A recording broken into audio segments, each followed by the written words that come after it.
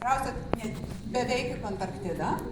Tai yra Australija, tai atvažiavau iš Australijos į šitą knygų mugę. Atvažiavau iš Australijos, bet prieš kelis metus aš gyvenau Kanaruose ir dėl to čia esu pristatyti savo naujausią romaną. Jis yra kiek kitoks nei iki šiol girdėjote, tai yra romanas paaugliukams, aš juos vadinu vaikams, nebe vaikams. Ir jeigu trumpai, glaustai, tai čia būtų formulė, kurią galima būtų sudėti Kanarų paslaptį. Reiškia smalsumas plus drąsa lygu nuotykiai.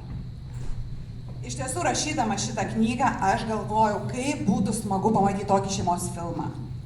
Ir apie šitą konkursą iš tiesų nežinau visiškai nieko. Paraišką pridėjom paskutinę dieną ir esu nepaprastai laiminga, kad esu čia, nes matyt taip turėjo būti. Kanarų paslaptis galėtų tapti tikrai puikiu šeimos filmu ir aš manau, kad tų šeimos filmų iš tiesų yra didžiulis trūkumas.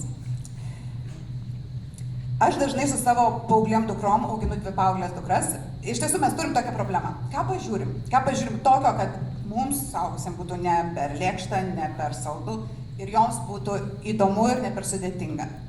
Taigi, Kanarų paslaptis labai gražiai džiaugtųsi atsistojus šalia filmų tokių kaip Laukinių žmonių medžioklė. Aš manau, kad rodė kino pavasaris Lietuvoje. Nepaprastai juokinga drama ir kinematografiška dėl to, kad tai buvo Naujoji Zelandija. Aišku, nemirtingas serialas Viešnia iš ateities, kurį iki šiol žiūriu, nes realiai nelabai yra ką daugiau žiūrėti. Tomo Sojerio Hekleberio Fino nuotykiai, kurie yra ir animaciniai, ir meniniai, ir žinoma, Nimė sala. O dabar glaustai, trumpai apie ką ta knyga. Pagrindinė veikėja 12-metė Ema su tėvais daug keliavo pasaulyje, gyvena skirtingose pasaulio šalyse ir 1 metams jie nusėda Tenerifėje. Nusėdė Tenerifėje dėl to, kad ten gražu, ten šilta, ir tokia smulkmena, ten yra naujausias mamos Almos darbas, tai astronominė observatorija, o jų Kanaruose yra ne viena. Paslaptingi įvykiai prasideda tada, kai Ema pamato begalybę ženklą ant tvoros, netoli finkos. Finka ispaniškai yra sodyba. Ir jinai pradeda sekti. Jinai išsiaiškina, ką tas užrašas reiškia. Pirmiausia, jis žinoma ispaniškai. Ir tada jinai pradeda sekti paslaptingomis nuorodomis. Ir besekdama iš to smalsumo jinai įsitraukia į labai keistą šunų gelbėjimo misiją.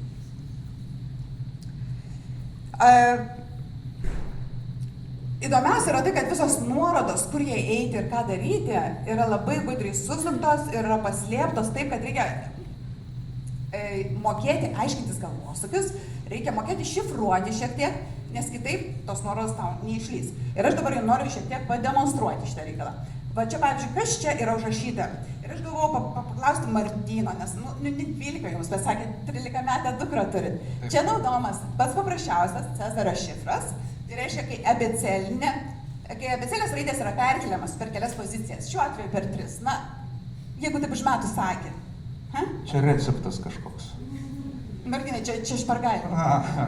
Knyga plus kinas. Nuostabus čia Čia užšifruota knyga plus kinas.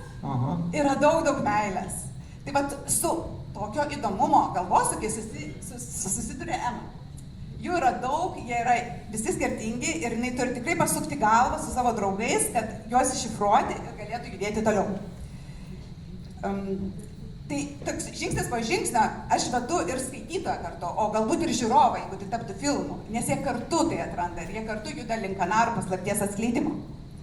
Jai padeda bendraklasis Džeikas, žinoma, atsiranda, jisai tampa jos labai gerų draugų ir žinoma šuo Marsas.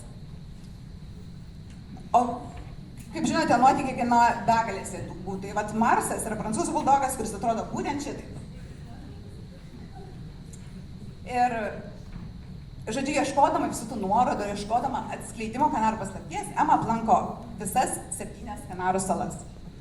Ir tos salos yra visos labai gražios, kadangi turėjau galimybę ten gyventi ir aš visas išnaršiau, jos yra skirtingos, gražios ir nepaprastai kinematografiškos. Ir dar vienas dalykas, jos yra prieinamos. Tai nėra kažkur tai, kur neįmanoma nuvažiuoti ir neįmanoma jų pamatyti. Ir kartu nesibaigiančių nuotykių, kurie vienas kitą veja, kurios patiria visi veikėjai, yra gausu tikrų faktų apie Kanarus. Tiek istorinių, tiek geografinių, tiek kultūrinių, tiek buitinių. O fantastiniai elementai, kuriuos aš tuos visus faktus įvelku, tokie kaip ten skrydis su gigantiškomis gulbėmis, šuolis į juodą šulinį, valgymas orbo burbulų po vandeniu, kad išgyventum, ar pokalbis su numirėliais, tai yra tam, kad tie faktai realiai būtų užfiksuojami skaitytojo, nes jiems yra daug įdomiau ir jie lieka.